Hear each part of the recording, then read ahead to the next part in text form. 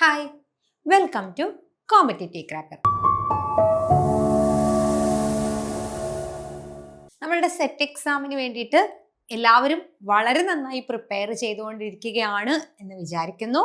അപ്പൊ നമുക്കിന്ന് നമ്മളുടെ സിലബസിലുള്ള ഫിസിക്കൽ കെമിസ്ട്രിയുടെ ഒരു ടോപ്പിക് ആയിട്ടുള്ള പ്രൈമറി സോൾട്ട് ഇഫക്റ്റും സെക്കൻഡറി സോൾട്ട് ഇഫക്റ്റ് ഈ ഒരു ടോപ്പിക്കിനെ ബേസ് ചെയ്തിട്ടുള്ള കുറച്ച് ക്വസ്റ്റ്യൻസ് നോക്കാം. അപ്പോൾ നമുക്ക് എല്ലാവർക്കും അറിയാം എന്താണ് പ്രൈമറി സോൾട്ട് ഇഫക്റ്റും സെക്കൻഡറി സോൾട്ട് ഇഫക്റ്റും എന്നുള്ളതൊക്കെ അല്ലെ. നമുക്കത് ക്വസ്റ്റ്യൻസിലൂടെ ഒന്ന് പഠിക്കുകയും കൂടി ചെയ്യാം. ഓക്കെ, നമുക്ക് ക്വസ്റ്റ്യൻസിലേക്ക് പോവാം. ഫസ്റ്റ് ക്വസ്റ്റ്യൻ ഇതാണ്: the primary salt effect describe the influence of an electrolytic concentration on the reaction on the rate of reaction between which type of species. Option A തന്നിരിക്കുന്നത് ന്യൂട്രൽ മോളിക്യൂൾസ് ഒള്ളി, option B charged ions ഒള്ളി, option C തന്നിരിക്കുന്നത് a neutral molecule and an ion, option D തന്നിരിക്കുന്നത് gases at high pressure എന്നുള്ളതാണ്. ഇതിന്റെ answer നമുക്കറിയാം, എന്താണ്? Charged ions only എന്നുള്ളതാണ് ഇതിന്റെ ആൻസർ. അപ്പൊ നമുക്കറിയാം, നമ്മളോട് ചോദിച്ചിരിക്കുന്നത് പ്രൈമറി സോൾട്ട് ഇഫക്റ്റിനെ കുറിച്ചാണ് ചോദിച്ചിരിക്കുന്നത്. അതായത് നമ്മളൊരു ഇലക്ട്രോലിറ്റിക് മീഡിയത്തിലേക്ക് ഒരു സോൾട്ട് ആഡ് ചെയ്യുമ്പോൾ ആ റിയാക്ഷന്റെ റേറ്റ് കോൺസ്റ്റന്റിനെ അത് എങ്ങനെയൊക്കെ അഫക്റ്റ് ചെയ്യുന്നു എന്നുള്ളതാണ് നമ്മളുടെ ഈ സോൾട്ട് ഇഫക്റ്റിൽ നമ്മൾ സാധാരണയായിട്ട് ഡിസ്കസ് ചെയ്യാറുള്ളത് അല്ലെ. പ്രൈമറി സോൾട്ട് ഇഫക്റ്റിൽ നമ്മൾ എന്താ പറയുന്നത്? നമ്മൾ ആഡ് ചെയ്യുന്ന സോൾട്ട് ആ റിയാക്ടിങ് ആയിട്ടുള്ള സ്പീഷീസിന്റെ ആക്ടിവിറ്റീസിനെ എങ്ങനെ ബാധിക്കുന്നു, അതുവഴി നമ്മളുടെ റിയാക്ഷന്റെ റേറ്റിനെ എങ്ങനെ അത് ഇൻഫ്ലുവൻസ് ചെയ്യുന്നു എന്നുള്ളതാണ് നമ്മൾ എന്തിൽ പറയുന്നത്? പ്രൈമറി സോൾട്ട് ഇഫക്റ്റില് പറയുന്നത് അല്ലെ. അപ്പോൾ ഈ പ്രൈമറി സോൾട്ട് ഇഫക്റ്റില് നമ്മൾ പ്രൈമറി സോൾട്ട് ഇഫക്റ്റ് അല്ലെങ്കിൽ ആ റേറ്റ് കോൺസ്റ്റന്റ് എങ്ങനെ ആഡ് ചെയ്യുന്ന ഈ ഒരു സോൾട്ട് ഇൻഫ്ലുവൻസ് ചെയ്യുന്നു എന്ന് പറയുന്നതിന് വേണ്ടിയിട്ട് നമ്മൾ ഒരു ഇക്വേഷൻ ഒക്കെ യൂസ് ചെയ്യാറുണ്ട് അല്ലെ. ഏതാ? ബ്രോൺസ്റ്റഡ് ബിജ്റം ഇക്വേഷൻ ആണ് നമ്മൾ യൂസ് ചെയ്യാറുള്ളത്. അപ്പൊ അതിനെക്കുറിച്ചുള്ള കൂടുതൽ കാര്യങ്ങൾ നമുക്ക് അടുത്ത ക്വസ്റ്റ്യനിൽ നിന്ന് നോക്കാം. ഓക്കെ, സെക്കൻഡ് ക്വസ്റ്റ്യൻ ആണ് ഈ പറയുന്നത്. According to Bronsted Bjerrum equation, if two reacting ions have opposite charges, അതായത് ZA ZBന്റെ വാല്യൂ എന്തായിരിക്കും? ലെസ് ദാൻ 0 ആയിരിക്കും. Increasing the ionic strength of solution will cause the reaction rate to. Option A increases, option B decreases, option C remain entirely unchanged, option D double exponentially. ഏതായിരിക്കാം? ഇവിടെ നമ്മൾ പറഞ്ഞിരിക്കുന്നത് രണ്ട് reacting സ്പീഷീസിന് oppositely charged ആണെങ്കിൽ എന്ത് സംഭവിക്കുന്നു എന്നാണ് പറയുന്നത്. അതായത് നമുക്ക് നോക്കാം, നമ്മളിവിടെ പറയുന്നത് നമ്മളുടെ പ്രൈമറി സോൾട്ട് ഇഫക്റ്റിനെ എക്സ്പ്ലെയിൻ ചെയ്യുന്നതിന് വേണ്ടി യൂസ് ചെയ്യുന്ന ഇക്വേഷൻ ആണ് നമ്മളുടെ ബ്രോൺസ്റ്റഡ് ബിജ്റം ഇക്വേഷൻ. ഈ ഇക്വേഷൻ എങ്ങനെയാ പറയാ? Log k/k0 is equal to 2 into ZA ZB A into root of I എന്നുള്ളതാണ് നമ്മളുടെ ഇക്വേഷൻ. ഇവിടെ ZA ZB എന്ന് പറയുന്നത് റിയാക്റ്റീവ് ആയിട്ടുള്ള സ്പീഷീസിന്റെ ചാർജിനെയാണ് പറയുന്നത്. അപ്പൊ നമ്മൾ കുറെ കാര്യങ്ങൾ ഇവിടെ പറയാറുണ്ട് അല്ലെ. ഈ രണ്ട് ചാർജസും, അതായത് റിയാക്റ്റീവ് ആയിട്ടുള്ള സ്പീഷീസുകൾ രണ്ടും സിമിലർ ചാർജ് ഉള്ളവരാണെങ്കിൽ, ഓക്കെ, രണ്ടുപേരും ZAന്റെയും അതായത് സ്പീഷീസ് എന്റെയും ബിന്റെയും ചാർജ് സിമിലർ ആണെങ്കിൽ റിയാക്ഷൻ റേറ്റ് ഇൻക്രീസസ് എന്നാണ് നമ്മൾ പഠിക്കുന്നത് അല്ലെ. അതേപോലെ നമ്മൾ ഒരു കാര്യവും കൂടി പഠിക്കാറുണ്ട്. ഇപ്പോൾ എന്റെയും ബിന്റെയും ചാർജ് ഓപ്പോസിറ്റ്ലി ചാർജഡ് ആയിട്ടുള്ള സ്പീഷീസ് ആണെങ്കിൽ എന്ത് സംഭവിക്കുന്നു? ആ ഒരു കേസിൽ റിയാക്ഷന്റെ റേറ്റ് ഡിക്രീസ് ചെയ്യുന്നു എന്നാണ് നമ്മൾ പഠിക്കുന്നത്. ഇപ്പോ സ്പീഷീസ് ന്യൂട്രൽ ആണെങ്കിൽ അവിടെ യാതൊരു ഇഫക്റ്റും ഇല്ല എന്നും നമ്മൾ പഠിക്കാറുണ്ട് അല്ലെ. അപ്പൊ ഈ ഒരു കേസിൽ ഇസഡ് എയുടെയും ഇസഡ് ബിന്റെയും വാല്യൂ നമുക്ക് തന്നിരിക്കുന്നത് ഇവർ ഓപ്പോസിറ്റ്ലി ചാർജ്ഡ് ആയിട്ടുള്ള സ്പീഷീസ് ആണ് എന്നുള്ളതാണ്. അപ്പോ ഇവർ ഓപ്പോസിറ്റ്ലി ചാർജ്ഡ് ആവുമ്പോൾ നമുക്കറിയാം എന്തായിരിക്കാം ഇവിടെ നമ്മളുടെ അയോണിക് സ്ട്രെങ്ത്തിന് മാറ്റമുണ്ടാവുന്നു, അതേപോലെ തന്നെ റിയാക്ഷന്റെ റേറ്റും ഡിക്രീസ് ചെയ്യുന്നു എന്നുള്ളതാണ് കറക്റ്റ് ആയിട്ടുള്ള ഓപ്ഷൻ. ഓക്കെ, ക്ലിയർ ആയല്ലോ. നമുക്കിനി അടുത്ത ക്വസ്റ്റ്യനിലേക്ക് പോവാം. അടുത്ത ക്വസ്റ്റ്യൻ എന്ന് പറയുന്നത് ഇതാണ്. For a reaction where one of the reactant is a neutral. നമ്മളിപ്പോൾ പറഞ്ഞ കൺസെപ്റ്റ് തന്നെ അതൊരു ക്വസ്റ്റ്യൻ ആയിട്ട് നമ്മളോട് വീണ്ടും ചോദിച്ചിരിക്കുന്നു. One of the reactant is a neutral molecule. That means if SA, charge of A is positive and other species is neutral, which means ZB is 0. Then the primary salt effect typically result in. അപ്പൊ നമുക്ക് എന്ത് പറയാം? 4 options തന്നിട്ടുണ്ട്, നമുക്കൊന്ന് നോക്കാം. ഏതാണ്? Option A തന്നിരിക്കുന്നത് a sharp exponential decrease in the rate constant. Option B തന്നിരിക്കുന്നത് a sharp exponential increase in the rate constant. Option C ആണ് a little or no change in the rate constant at a low ionic strength. The reaction completely halting. ഏതായിരിക്കാം? നമ്മൾ already പറഞ്ഞു കഴിഞ്ഞു, 2 സ്പീഷീസുകളിൽ ഒന്ന് neutral ആണെങ്കിൽ എന്തായിരിക്കാം? അവിടെ റിയാക്ഷന്റെ റേറ്റിന് വലിയ ചേഞ്ച് ഒന്നും ഉണ്ടാവുന്നില്ല എന്നാണ് നമ്മൾ പറഞ്ഞത് അല്ലെ. അതായത് നമ്മളുടെ ഇക്വേഷൻ പ്രകാരം log k/k0 is equal to 2 into ZA ZB A into root of I അല്ലെ. ഇതാ നമ്മുടെ ഇക്വേഷൻ. ഇവരില് ഒരാള് ന്യൂട്രൽ ആണെങ്കിൽ ഈ റിയാക്ഷന്റെ റേറ്റില് അത് കാര്യമായിട്ടുള്ള എഫക്റ്റ് ഉണ്ടാക്കുന്നില്ല. നമ്മൾ പറയുകയാണെങ്കിൽ ZA ZB ന്റെ വാല്യൂ വലിയ രീതിയിൽ ചേഞ്ച് ചെയ്യുന്നില്ല.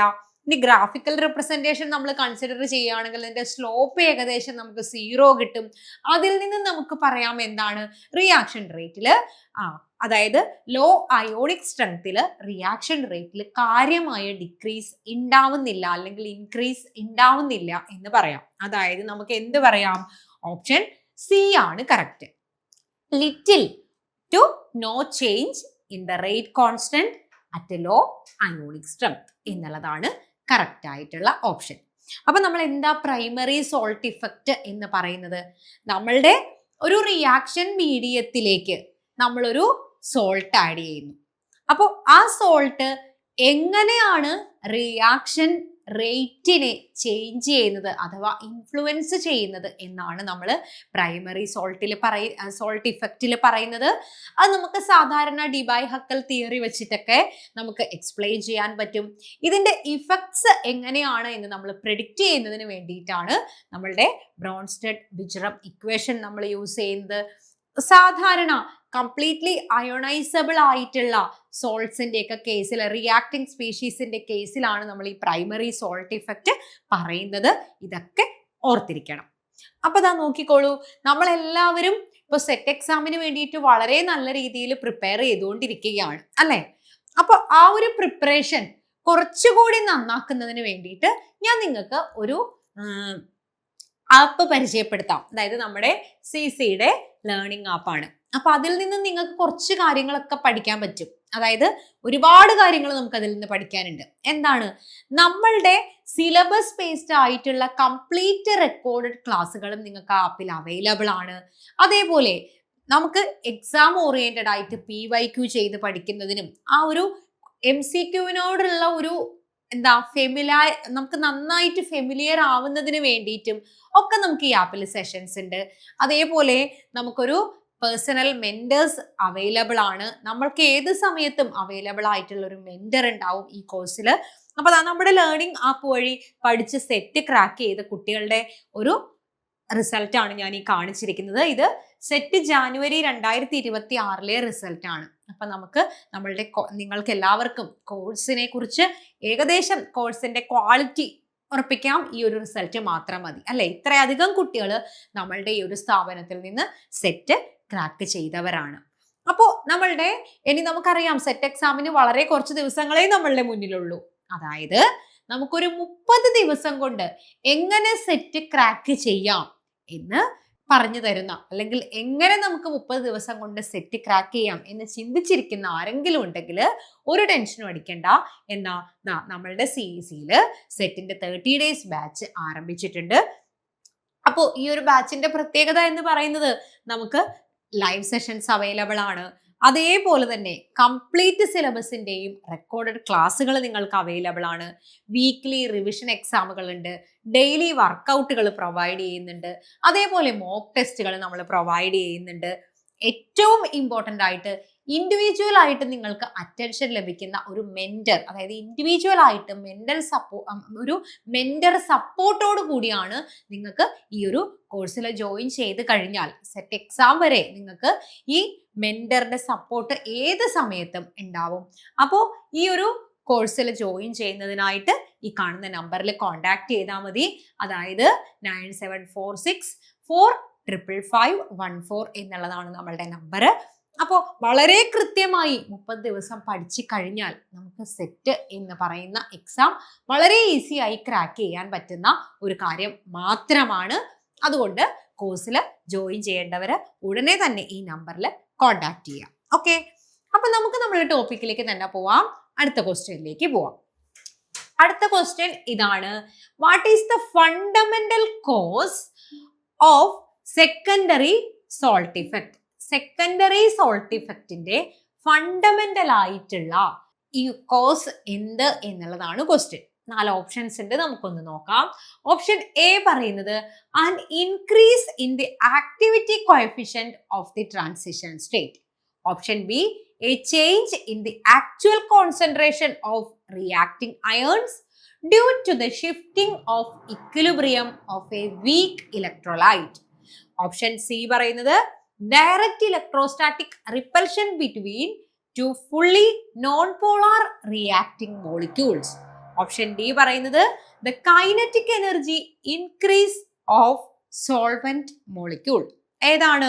നമുക്കറിയാം സെക്കൻഡറി സോൾട്ട് ഇഫക്റ്റ് എന്ന് പറഞ്ഞു കഴിഞ്ഞാൽ അതില് റിയാക്ഷൻ റേറ്റ് ചേഞ്ച് ആവുന്നത് എങ്ങനെ എന്ന് നമ്മൾ പഠിച്ചിട്ടുണ്ട്. അല്ലെങ്കിൽ നമുക്കറിയാം ഈ ഒരു സോൾട്ട് ഇഫക്റ്റില് നമ്മൾ പ്രൈമറി സോൾട്ട് ഇഫക്റ്റിൽ നമ്മൾ എന്താ പറയണത്, അവിടെ നമ്മളുടെ ആക്ടിവിറ്റി ആണ് ചേഞ്ച് ആവുന്നത്. ഇവിടെ നമുക്കറിയാം ഇവിടെ ഇക്വിലിബ്രിയം കോൺസെൻട്രേഷൻ, അതായത് റിയാക്ടിംഗ് ആയിട്ടുള്ള അയോൺസിന്റെ ഇക്വിലിബ്രിയം കോൺസെൻട്രേഷനെ ഡയറക്റ്റ് അഫക്റ്റ് ചെയ്യുന്ന ഇഫക്റ്റ് ആണ് നമ്മളുടെ സെക്കൻഡറി സോൾട്ട് ഇഫക്റ്റ്. സാധാരണ രീതിയിൽ നമ്മളുടെ വീക്ക് ആയിട്ടുള്ള ആസിഡ് കാറ്റലിസ്റ്റ് അല്ലെങ്കിൽ ബേസ് കാറ്റലിസ്റ്റ് ഇതിങ്ങനെയൊക്കെയുള്ള റിയാക്ഷൻസിൽ വീക്ക് ആസിഡ്സിന്റെ അല്ലെങ്കിൽ വീക്ക് ബേസസിന്റെ അയണൈസേഷൻ ഇവിടെ നന്നായിട്ട് അഫക്റ്റ് ചെയ്യുന്നുണ്ട്. അത് നമ്മൾ ഈ ഇഫക്റ്റ് പഠിക്കുമ്പോൾ വളരെ വ്യക്തമായിട്ട് പഠിക്കുന്നതാണ് അല്ലെ. അപ്പൊ ഇതിൽ നിന്നും സെക്കൻഡറി സോൾട്ട് ഇഫക്റ്റിന്റെ പ്രൈമറി കോസ് എന്ത് തന്നെയാ? ഫണ്ടമെന്റൽ കോസ് ഓപ്ഷൻ ബി ആണ്. A change in the actual concentration of reacting ions due to shifting of equilibrium of a weak electrolyte. Weak electrolyte-ന്റെ അയണൈസേഷനിൽ ഉണ്ടാവുന്ന ഡിഫറൻസ് കൊണ്ട് അവിടെയുള്ള ഇക്വിലിബ്രിയം ഷിഫ്റ്റ് ചെയ്യുന്നത് കൊണ്ട് ഉണ്ടാവുന്ന റേറ്റിൽ ഉണ്ടാവുന്ന ഇഫക്റ്റുകളെയാണ് നമ്മൾ സെക്കൻഡറി സോൾട്ട് ഇഫക്റ്റിന്റെ ഗ്രൂപ്പിൽ പെടുത്തുന്നത്. ഓക്കെ, ക്ലിയർ ആണല്ലോ. നമുക്ക് അടുത്ത ക്വസ്റ്റ്യനിലേക്ക് പോവാം. അടുത്ത ക്വസ്റ്റ്യൻ ഇതാണ്: in which of the following reaction would you expect to observe a secondary salt effect upon adding a neutral salt like NaCl? Option A പറയുന്നത് acid catalyzed hydrolysis of an ester using a weak acid like acetic acid. Option B acid catalyzed hydrolysis of an ester using a strong acid like HCl. Option C SN2 reaction between CH3Br and OH. Option D combination of 2I- to form iodine. ഏതായിരിക്കാം? Question ഇത്രയും നമ്മളോട് ചോദിച്ചിട്ടുള്ളൂ. എന്താണ് ഈ following reactions? താഴെ കുറെ reactions നമുക്ക് തന്നിട്ടുണ്ട്. ഈ റിയാക്ഷൻസിൽ സെക്കൻഡറി സോൾട്ട് ഇഫക്റ്റ് ഒബ്സർവ് ചെയ്യുന്ന, അതായത് ഒരു ന്യൂട്രൽ സോൾട്ട് ആഡ് ചെയ്യുമ്പോൾ, അതായത് NaCl പോലെയുള്ള ഒരു ന്യൂട്രൽ സോൾട്ട്, ഓർത്തോളണം എപ്പോഴും ആഡ് ചെയ്യുന്ന സോൾട്ട് ക്യാരക്ടർ എന്ന് പറയുന്നത് ന്യൂട്രൽ സോൾട്ട് ആയിരിക്കും. ഈ ന്യൂട്രൽ സോൾട്ട് ആഡ് ചെയ്യുമ്പോൾ സെക്കൻഡറി സോൾട്ട് ഇഫക്റ്റ് ഒബ്സർവ് ചെയ്യുന്നത് എവിടെയാണ്? നമ്മൾ ഓൾറെഡി പറഞ്ഞു കഴിഞ്ഞു. വീക്ക് ആസിഡ് കാറ്റലൈസ്ഡ് ആയിട്ടുള്ള റിയാക്ഷൻ അല്ലെങ്കിൽ വീക്ക് ബേസ് കാറ്റലൈസ്ഡ് ആയിട്ടുള്ള റിയാക്ഷൻസിലൊക്കെ ഈ വീക്ക് ആസിഡിന്റെയും വീക്ക് ബേസിന്റെയും ഒക്കെ അയണൈസേഷൻ ഷിഫ്റ്റ് ആവുന്നത് കൊണ്ട് ഇക്വിലിബ്രിയം കോൺസെൻട്രേഷൻ ഷിഫ്റ്റ് ആവുന്നു അല്ലെ? അങ്ങനെയാണ് നമ്മൾ പറഞ്ഞത്. അപ്പൊ ഏതായിരിക്കാം? ഓപ്ഷൻ എ ആണ് കറക്റ്റ് ആയിട്ടുള്ള ആൻസർ. അതായത് acid catalysed hydrolysis of an ester. അവിടെ കാറ്റലിസ്റ്റ് ആരാ? Using a weak acid like acetic acid എന്നുള്ളതാണ് കറക്റ്റ് ആയിട്ടുള്ള ഓപ്ഷൻ. ഓക്കെ, നമുക്ക് അടുത്ത ക്വസ്റ്റ്യനിലേക്ക് പോവാം. അടുത്ത ക്വസ്റ്റ്യൻ ഒരു പ്രോബ്ലം ടൈപ്പ് ക്വസ്റ്റ്യൻ ആണ്. ക്വസ്റ്റ്യൻ സിമ്പിൾ ആണ്. ഇതാണ് question. When plotting log k/k0 against ionic strength ആണ് തന്നിരിക്കുന്നത്, root of I, where I is the ionic strength, for a reaction between CONH3 5 times Br2 plus and a Hg2 plus ion. The slope of the line at a low ionic strength will be approximately. അതായത് law ionic സ്ട്രെങ്തിലുള്ള നമ്മളുടെ റിയാക്ഷന്റെ slope എന്ന് പറയുന്നത് എത്ര എന്നുള്ളതാണ് ഇവിടെ ചോദിച്ചിരിക്കുന്നത്. നമുക്കിവിടെ രണ്ട് അയോൺസ് തന്നിട്ടുണ്ട്. ഇവർ തമ്മിലുള്ള റിയാക്ഷൻസ് ആണ് നമ്മൾ കൺസിഡർ ചെയ്യുന്നത്. അപ്പൊ നമുക്കറിയാം നമ്മളുടെ ബ്രോൺസ്റ്റഡ് ബിജറം ഇക്വേഷൻ വെച്ചിട്ട് ഇവിടുത്തെ സ്ലോപ്പ് നമ്മൾ എങ്ങനെയാ പറയാ? 2ZA × ZB എന്നുള്ളതാണ് നമ്മൾ പറയുന്നത്. ഇവിടെ ഓരോ സ്പീഷീസിന്റെയും ചാർജ് നമുക്കറിയാം +2 ആണ്, അടുത്തതിന്റെയും +2 ആണ്. അപ്പൊ ലോ അയോണിക് സ്ട്രെങ്തില് നമ്മൾ ഈ വാല്യൂ ഏകദേശം 0.5 എന്നുള്ള ഫോമിലേക്ക് മാറ്റി എഴുതാറുണ്ട് അല്ലെ? അപ്പോ അതായത് ഏകദേശം ഒരു 1ന്റെ റേഞ്ചിലാണ് ഈ വാല്യൂ വരാറുള്ളത്. സ്ലോപ്പ് വരുന്നത് 1 × ZA × ZB എന്നുള്ള ഫോമിലാണ്. അപ്പൊ നമുക്ക് ടോട്ടൽ ആൻസർ ആയിട്ട് വരിക +4 എന്നുള്ള വാല്യൂ ആണ്. ഓപ്ഷൻ ബി ആണ് കറക്റ്റ് ആയിട്ടുള്ള ആൻസർ. ലോ അയോണിക് സ്ട്രെങ്ത് എന്നുള്ളത് ഓർത്ത് വെച്ചോളണം, അത് ഇമ്പോർട്ടന്റ് ആണ്. ഓക്കെ, അപ്പോ നമ്മളുടെ പ്രൈമറി സോൾട്ട് ഇഫക്റ്റും സെക്കൻഡറി സോൾട്ട് ഇഫക്റ്റും ക്ലിയർ ആയി എന്ന് വിചാരിക്കുന്നു. നമ്മൾ പറയുന്ന ഒരു ന്യൂട്രൽ സോൾട്ട് നമ്മളുടെ ഒരു റിയാക്ടിങ് ആയിട്ടുള്ള ഇലക്ട്രോലൈറ്റിലേക്ക് ആഡ് ചെയ്യുമ്പോൾ നമ്മളുടെ ആ ഒരു റിയാക്ടിങ് ആയിട്ടുള്ള ആ ഇലക്ട്രോലൈറ്റിന്റെ അല്ലെങ്കിൽ ആ ഒരു റിയാക്ഷന്റെ റേറ്റ് കോൺസ്റ്റന്റിനെ എങ്ങനെയൊക്കെ അഫക്റ്റ് ചെയ്യുന്നു എന്നുള്ളതാണ് നമ്മൾ പ്രൈമറി സോൾട്ട് ഇഫക്റ്റിലും സെക്കൻഡറി സോൾട്ട് ഇഫക്റ്റിലും പറയാ. പ്രൈമറി സോൾട്ട് ഇഫക്റ്റിൽ നമ്മൾ ഓൾറെഡി പറഞ്ഞു എങ്ങനെയാണ് നമ്മളുടെ ആ ന്യൂട്രൽ ആയിട്ടുള്ള സോൾട്ട് എങ്ങനെ ആക്റ്റീവ് ആയിട്ടുള്ള സ്പീഷീസുകളുടെ ആക്ടിവിറ്റിയെയും അയോണിക് സ്ട്രെങ്തിനെയും അഫക്റ്റ് ചെയ്യുന്നു. അത് നമ്മൾ സാധാരണ ഡിബൈ-ഹക്കൽ തിയറിയുടെ ബേസിസിലാണ് പറയുന്നത്. ഇവിടെ ഇഫക്റ്റ് നമ്മൾ പ്രെഡിക്റ്റ് ചെയ്യുന്നത് ബ്രോൺസ്റ്റഡ് ബിജറം ഇക്വേഷൻ വെച്ചിട്ടാണ്. അതേസമയം സെക്കൻഡറി സോൾട്ട് ഇഫക്റ്റിൽ നമ്മൾ പറയുന്നത് എന്താ? അത് ഡയറക്റ്റ് ആയിട്ടുള്ള റിയാക്ടിങ് സ്പീഷീസുകളുടെ ഇക്വിലിബ്രിയം കോൺസെൻട്രേഷൻ ഷിഫ്റ്റ് ചെയ്യുകയാണ് ചെയ്യുന്നത്. ആ ഒരു കേസിൽ സാധാരണ നമ്മൾ സെക്കൻഡറി സോൾട്ട് ഇഫക്റ്റ് പറയാ വീക്ക് ആസിഡ് കാറ്റലൈസ്ഡ് അല്ലെങ്കിൽ വീക്ക് ബേസ് കാറ്റലൈസ്ഡ് ആയിട്ടുള്ള റിയാക്ഷൻസിന്റെ ഒക്കെ കേസിലാണ് സെക്കൻഡറി സോൾട്ട് ഇഫക്റ്റ് പറയാറുള്ളത്. അപ്പോൾ ഇതൊന്നും സാധാരണ നമ്മൾ ഈ സെക്കൻഡറി സോൾട്ട് ഇഫക്റ്റിന്റെ കേസിൽ ബ്രോൺസ്റ്റഡ് ബിജറം ഇക്വേഷനോ ഡിബൈ-ഹക്കൽ തിയറിയോ ഒന്നും യൂസ് ചെയ്യാറില്ല. ഇതൊക്കെ മനസ്സിലുണ്ടാവണം. അപ്പോൾ ഈ ഒരു വീഡിയോ നിങ്ങൾക്ക് ഇഷ്ടമായി എന്ന് വിചാരിക്കുന്നു. അതുപോലെ ഒരു കാര്യവും കൂടി പറയാനുണ്ട്. സെറ്റ് എക്സാമിന് പ്രിപ്പയർ ചെയ്യുന്ന നിങ്ങൾക്ക് എല്ലാവർക്കും ഇപ്പോൾ നമ്മളുടെ ക്ലാസ്സിൽ ജോയിൻ ചെയ്യണോ വേണ്ടയോ എന്നൊക്കെയുള്ള കൺഫ്യൂഷൻസ് ഉണ്ടാവാം. അപ്പോൾ നിങ്ങൾക്കായിട്ട് നമ്മളുടെ ക്ലാസ്സുകളെ കുറിച്ച് ഒക്കെ നിങ്ങൾക്ക് ഒരു ഐഡിയ കിട്ടുന്ന ഒരു ഫ്രീ ഗ്രൂപ്പ് ക്രിയേറ്റ് ചെയ്തിട്ടുണ്ട്. അപ്പോൾ ഈ വീഡിയോയുടെ താഴെ നിങ്ങൾക്ക് ആ ഫ്രീ ഗ്രൂപ്പിൽ ജോയിൻ ചെയ്യുന്നതിനുള്ള ലിങ്ക് അവൈലബിൾ ആണ്. ആ ഒരു ഗ്രൂപ്പിൽ ജോയിൻ ചെയ്ത് കഴിഞ്ഞാൽ നിങ്ങൾക്ക് ഡെയിലി ആക്ടിവിറ്റീസ് കുറേയൊക്കെ കിട്ടുന്നതായിരിക്കും. അതേപോലെ നമ്മളുടെ മെറ്റീരിയൽസ്, നമ്മളുടെ സ്റ്റഡി മെറ്റീരിയൽസ് എങ്ങനെ, നമ്മളുടെ ക്ലാസ്സുകൾ എങ്ങനെ പോകുന്നു, അതിനെക്കുറിച്ചുള്ള കൂടുതൽ വിവരങ്ങളൊക്കെ നിങ്ങൾക്ക് ആ ഫ്രീ ഗ്രൂപ്പിൽ നിന്ന് അവൈലബിൾ ആണ്. അപ്പോൾ ഫ്രീ ഗ്രൂപ്പിൽ ജോയിൻ ചെയ്യാൻ നമ്മളുടെ വീഡിയോയുടെ താഴെയുള്ള ലിങ്കിൽ ക്ലിക്ക് ചെയ്താൽ മതി, നിങ്ങൾക്ക് ഫ്രീ ഗ്രൂപ്പിൽ ജോയിൻ ചെയ്യാൻ കഴിയും. അപ്പോൾ മറ്റൊരു ക്ലാസ്സിൽ നമുക്ക് വീണ്ടും കാണാം. താങ്ക്